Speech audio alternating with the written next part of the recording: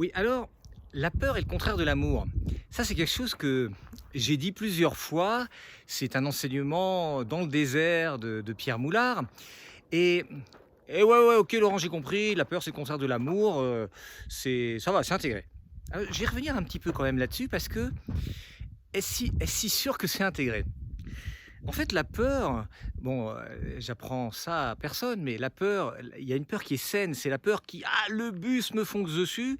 Je me jette sur le trottoir pour me protéger, c'est mon cerveau, reptilien qui me protège et là, la peur, c'est plutôt cool, quoi, c'est plutôt sympa.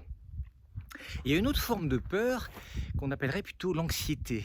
Vous savez, l'anxiété, c'est ce truc: «Ah là là là là, tous ces problèmes qui me sont jamais arrivés». Parce qu'en fait, bah, il y a la plupart des problèmes qui ne nous sont pas arrivés. Ce que nous enseignent Edgar Tolle ou ce que nous enseignent les Berbères et plein d'autres, c'est que dans l'instant présent, en fait, bah, il y a pas forcément beaucoup de danger, quoi. Il y a beaucoup de choses que je m'imagine. Alors, si on regarde l'environnement, là, vous pouvez dire: «Ah Laurent, qu'est-ce que tu fais là? Tu es en train de monter une montagne, alors que tout le monde est confiné». Bah oui, mais c'est pas dangereux de monter cette montagne. Je suis sur un chemin, je fais attention à mes pieds quand le chemin est plus étroit. J'ai prévenu où j'allais. C'est pas une montagne, bon, on voit pas d'ici, mais c'est pas une montagne très compliquée. Bon, bah, je peux le faire. C'est pas là que je vais pas attraper le coronavirus sur le chemin. De la même manière, quand j'ai vu cette chose-là arriver et que j'ai vu que tout le monde se précipite dans les aéroports, mais en fait, c'est peut-être un réflexe inverse qu'il faudrait avoir. Alors, je dis pas que j'ai raison, mais en n'allant pas dans un aéroport, je me mets probablement moins en danger qu'en restant ici, à un endroit où il y a du grand air, où il y a une population pas très nombreuse, où je suis à l'abri, en sécurité. Je sais que ma famille est en sécurité, je sais qu'il y a de la joie, des rires, de la danse et des chants dans ma famille lointaine, au Canada et en France. Donc, bah, quelque part, qu'est-ce qui m'a inspiré?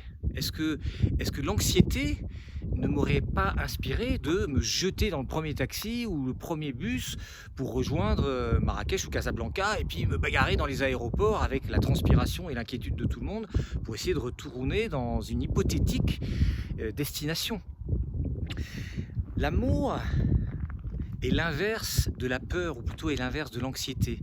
C'est intéressant de se dire ça, parce que au moment où on est dans le stress, dans la crainte, dans l'exagération de l'action par rapport à écouter qu'est-ce que ma petite voix est en train de me dire, l'instant présent, qu'est-ce que l'instant présent est en train de me dire? Alors, pas de confusion.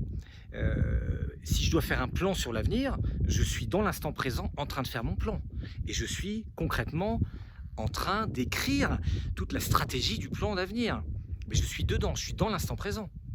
Mais si dans l'instant présent, j'ai un collaborateur qui est en difficulté et qui a besoin de mon aide, eh bien, peut-être que mon anxiété de ne pas bien préparer l'avenir devrait se mettre en face de la nécessité de faire un peu preuve de bienveillance, d'accompagnement, de management, d'amour, on pourrait appeler ça, auprès de mon collaborateur. Donc c'est ça l'invitation d'aujourd'hui. L'invitation, c'est de se dire, oui, la peur est l'inverse de l'amour, ok, mais un petit peu plus loin. Dans l'instant présent, quelle est ma vraie priorité et qu'est-ce qui est vraiment la nécessité immédiate? Travailler mon plan, m'occuper des autres, m'occuper de moi. Voilà, je vous invite à cette réflexion et puis aussi à regarder ce beau paysage qui est derrière.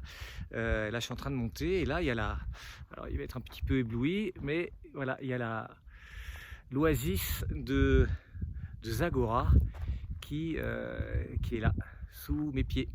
Allez, à très bientôt et réfléchissez à ça. Est-ce que c'est pas mon anxiété qui me fait agir au lieu de l'amour? À très bientôt sur Je suis manager.